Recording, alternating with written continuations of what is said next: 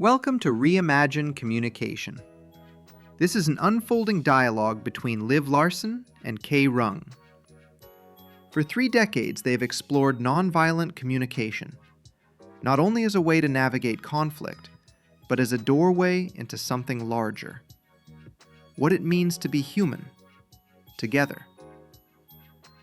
Here, communication is not technique. It is presence.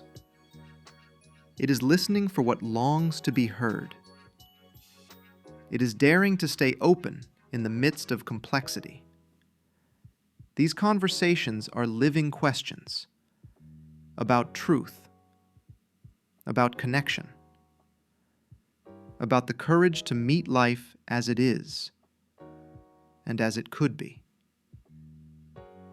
You are invited to listen, to pause, and perhaps to discover something new moving in you. Let's begin.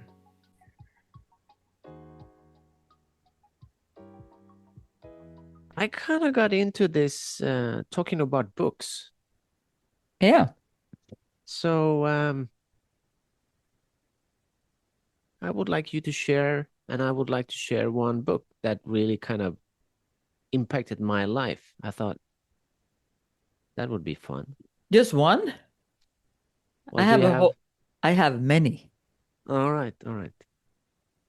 Okay, so you start then. Where do you Well, start?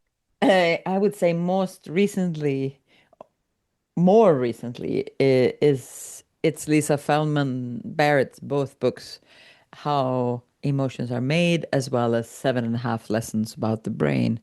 Both of those has kind of, I don't know how many times I've read through them, listened their audio versions, and I always learn something more. And for me, books are the best when I learn something, but also when I start wondering about something. Like when I go like, wow, so then that means this and that means that. When I'm connecting the dots. Um, so it kind of books becomes part of my thinking or my approach to certain kind of things in life. And I love that. So that's 2 books that was important to me. What did you pick? Well, there's a lot of good books like that I've learned from that kind of stimulate some learning and helps me turn my experience a little bit upside down and reevaluate how I see the world.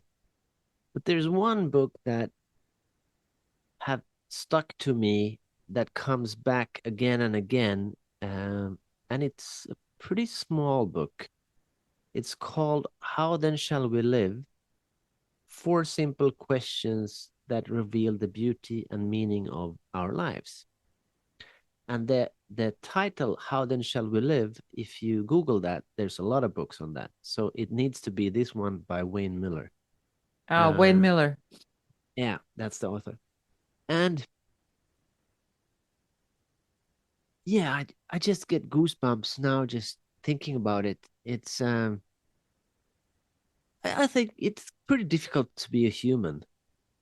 I would say most of all us, or maybe all of us, are lost, pretty lost, totally lost, and somewhere in between. We might not know it. We might not kind of agree to it, because some days I think I know what life is all about. But these 4 questions in this book, they kind of help me get closer to what is my life about? What can it be about? How can I, be of service, but how can I also deepen my identity? So those questions, they kind of come back to me again and again and again. Wow, it sounds like a pod session in itself. Those 4 questions. Maybe we need to do that. Yeah. Yeah, Mhm. maybe we need to do that. And why I read the book, because sometimes it's hard to choose what book to read. It Mhm. was actually Marshall Rosenberg who said that this book was more NVC than he ever could write in a book. So that got me reading it.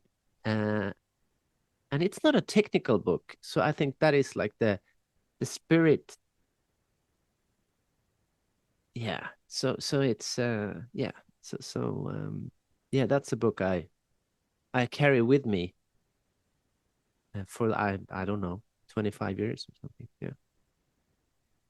I have one like that that was had a high impact on me. And I remember I was visiting friends doing some work on Sri Lanka, and they had this book in their bookshelf. And I started reading it like 9 or 10 in the evening in going to bed. And it's one of those books I could not stop reading it. I just read the whole thing, and it was like, I don't know, 4 o'clock in the morning or something. I was done, and it had shifted something in me. And it was the book Ishmael of Daniel Quinn. It's a novel, and it's a about a man who is communicating with a gorilla and their conversations. And nowadays, I don't know if I would be impacted or impressed by it, but at that time, at that moment, it was like opening the door to the awareness of how much our systems around us impacts us. Like until then, I was very much like me, individual, like seeing each person for what they were, in for good and for bad. And when I read Ishmael, I was like, whoa, our systems forms us, our language, all the stuff that we have is forming us for good and for bad. And it felt like it really opened the door for me. So, and it impacted me for many years. And as I said, if I read it now, the content would might not be as influential, but it was at that moment it was like the right book to read. When you say or when you talk about a right moment, reading a book at a right moment, I have I have this book that I read when I was like 20 years old. It was called something like Surfing the Himalayas. It was, some uh, new age book, uh, really kind of goofy, but it was like, wow, it was so profound when I read it. And then I left it in a place where I later found it, like 15 years or later, and I opened the book, and I thought to myself, this can't be the book that I thought was so profound and so good, Mm. because I've changed from when I read it the first time. So I thought it was really a crappy, superficial book. So, Yeah. but I still have this kind of warm feeling against the book because it kind of helped me at that moment. So I think Yeah. books also have a timing in our lives. So sometimes recommending a book, it might be a really good book, but the timing might be off for the person who reads it. Uh, Exactly. There are like classical books like Siddhartha of Hermann Hesse um, Jonathan Livingston Seagull, those things that in moments of time they were like uplifting. They might still be because they're poetical, and they do open other doors now. They're doing other things to us, and some might even be like you said. It might be super superficial or crap, but it doesn't mean that at that time you would not have been the same person without that book, because they come to us and they forms us, and then we take on another one. And yeah. Yeah, it's a little bit like music, listening to some song or some band. Like I listened to New Kids on the Block when I was younger, and now my friends tease me for it. So it's a little bit the same with some books. You get teased for having them in your bookshelf. Yeah. I have a few of those kind of method books. Like I have this one, Waking the Tiger, Healing Trauma of Peter Levine. Um, and It's actually another copy because the first copy I had, it broke apart because I used it Well so used. much. Because Was well, that the book you left in some car on some travel that was kind of missed as well? oh well, I think maybe, that's the but third copy you have. I don't know. I think this, well, maybe I think it was another one, but it is something about when someone writes about something in a way, well, like this one is about trauma, and it kind of goes together with my pondering about what is trauma, what is impact, what is my responsibility, what could others have done, what could I have done, what can I do now about my old stuff, and how do I deal with stuff that comes up now, and so on. Like it's almost like the voice of these people that writes these books becomes my own because they blend with my interest in the topic. And I had another one book like that. I'm not going to say which one it is. I don't want to down talk someone. But I looked at it 20 years later and I thought, yeah, this is really crap. This is really like, no, this is not. And I don't even know if this person would have written that book now because of the research about the brain and so on. And I'm thinking some like similar about my some of my own old my own books that I wrote at the start. Yeah, there are a few lines in some of these books that I would just like to go around the globe and and kind of paint over some of these sentences because I think they are too off. But at that time, they were my sentences to bring to the world, and maybe they have done what the surfing in the Himalayas did to you for some Yeah, people. I I would don't need a really big pen because I would need to cross over all the pages. But but but it's kind of cool because person who writes a book, it's like a presentation also of that person. So you get to know that person's worldview, but it's also about that time when that book was written. So yeah. if an author writes many books over a longer period of time, you can see if they develop or not, kind of. And then can I get a go again because I have so many? Sure. One of my favorite authors is Malcolm Gladwell, and I just have one here in my office, Talking with Strangers, one of his later ones. But there's one thing in how he writes, which is always inspiring and thoughtful, and it's like it's not even having to agree with his ideas, but it's like hearing his ideas and opening up for my own. But there's also something with him. There was one book that he wrote, I cannot remember which one it was, that he is now kind of debunked himself. That he has said, there were so many mistakes in how I wrote that book. There were so many mistakes, many assumptions that have proven wrong. And he's one of these authors that are brave enough to do that, to say one of my old books, don't read it because it doesn't take you where I would want you to go. And many people, they shrink themselves because they stay in line from their first book, which is sad. But he's when he said that, he's like, I will always trust this guy, I thought, because he's going to be willing to debunk his own. And I take an inspiration from that when I wrote about shame now, the book that I'm releasing now on the compass of needs, that I am debunking some of my stuff from older writings. Hmm. I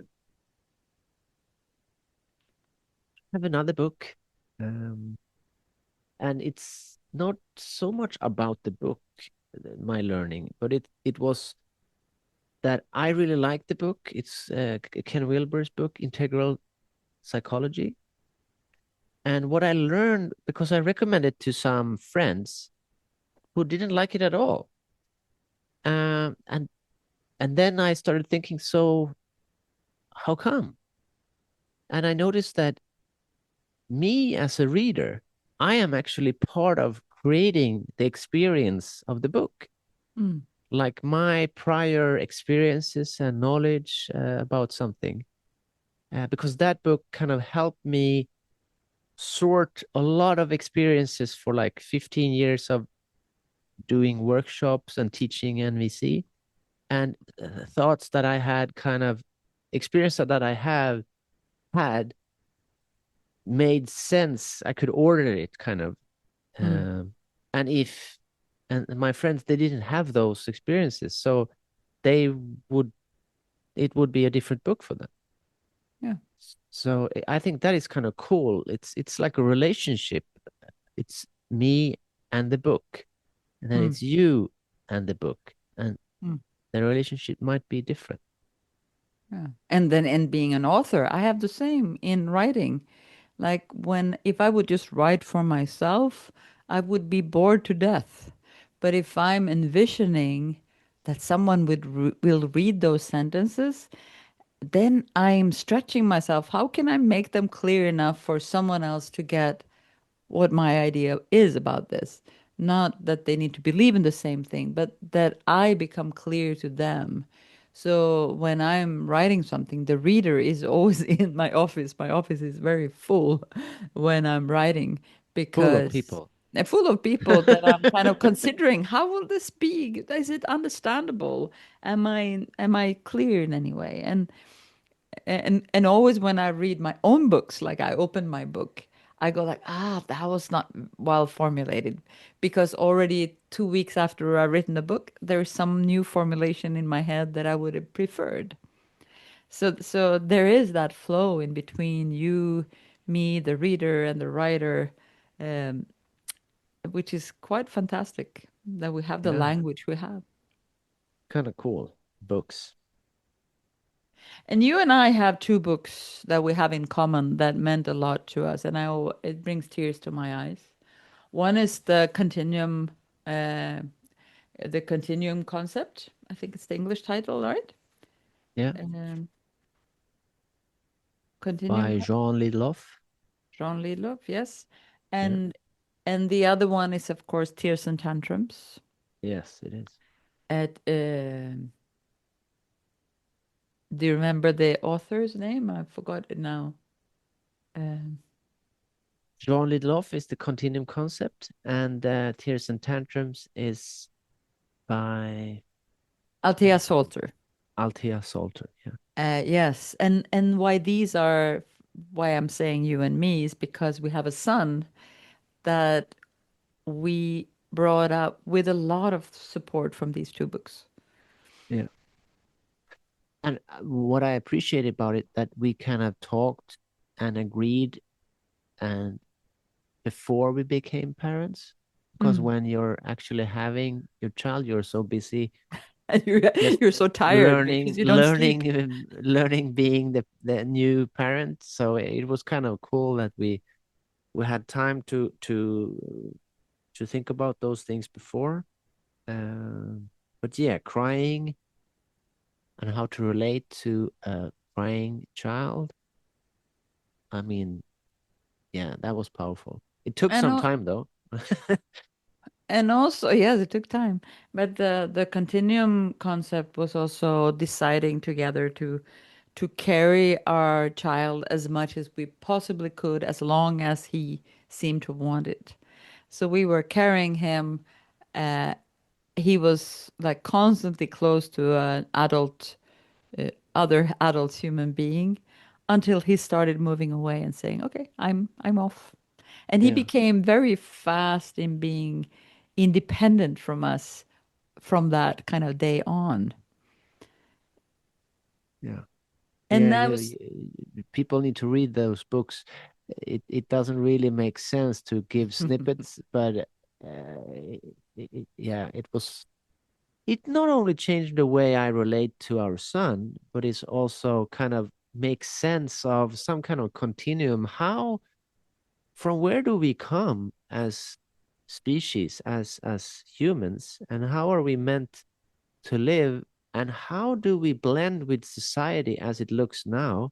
mm, And I'm not against society, but there sure is some challenges as a fragile, small being in being in this world. So I think, yeah.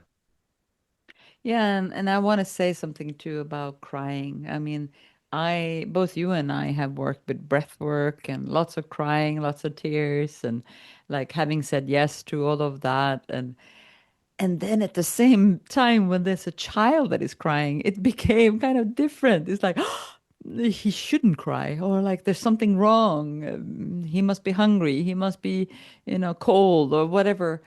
All these assumptions instead of saying, let me hold you, you're crying. And of course, I want to check. Are you hungry? Are you cold? Are you hurting? But not assuming that there is one of those reasons. I remember how we recognized that after a stressful day, our son would just, there would be so much crying. And it wasn't that he was sad or angry, or it was just like releasing stress. And then he would gently, gently fall asleep, like from crying one moment and then the other moments sleeping, like having released all that tension. And then he started sleeping all night long because he released that tension. That was such a, for me, an impactful thing. Like, whoa, yeah, we need to let go of some of the stress before we sleep. Otherwise, our sleep will not be as deep. Yeah. Yeah, that was a great book. That's probably the book we bought most because we're giving it away to parents, Yeah, new parents. Yeah. yeah. So we could probably go on for hours about books, right? But are we done for now, or is there one more that you want to name? Yeah, there is. It's a book that probably all the listeners have read. Nonviolent Communication: A Language for Life. It's not perfect, but it's so good. It kind of cracks the heart open if it's not already open, and it gives some guidance into how to learn the art of relating to oneself and to other people. There is some mistakes in the book. It's not perfect in any sense. There is some, how do you say, some naive ideas, but it's so much better than anything I've read on the topic, the very, very difficult topic of how to relate. Like we know that from working as mediators, teaching communication and helping people resolve problems. But the problem is not the big thing. The relationship and how to kind of relate, that is the shit where most people kind of crash. So yeah, I don't want to miss mentioning that book. No, and it's also is having both of us having met Marshall, even having him in our house. Uh, it's very clear that some of him comes across in that book. It's like you can feel him in in the words and in the sentences and the pages, which is a quite something. But all his stories are not in that book. No. Stories that you get to hear when you have dinner with him, or had dinner with him, they were making him even more real. Yeah, that was sweet. Should we end on the sweet taste? Let's do that, and I hope we inspired some of our listeners to read more, to honor the space of reading and maybe writing as well. Yeah, and the learning that is put into a book and then can kind of pass forward a lot of experiences. Cool. This was fun. This was not planned. No. As most episodes are not planned, but this was really fun. So thanks. Thank you. Thank you for joining us in this conversation with Liv Larsson and Kay Rung. If you want to explore more of their work, upcoming trainings, or dive deeper into nonviolent communication, You'll find resources at www.frirelive.com. In the show notes, you'll also find links to books mentioned in this episode, as well as more information about our International Mediation Program and the Reimagine Communication Program, designed for those who want to deepen their practice in mediation and bring nonviolent communication more fully into everyday life. Thanks for listening. And until next time, stay curious, stay connected.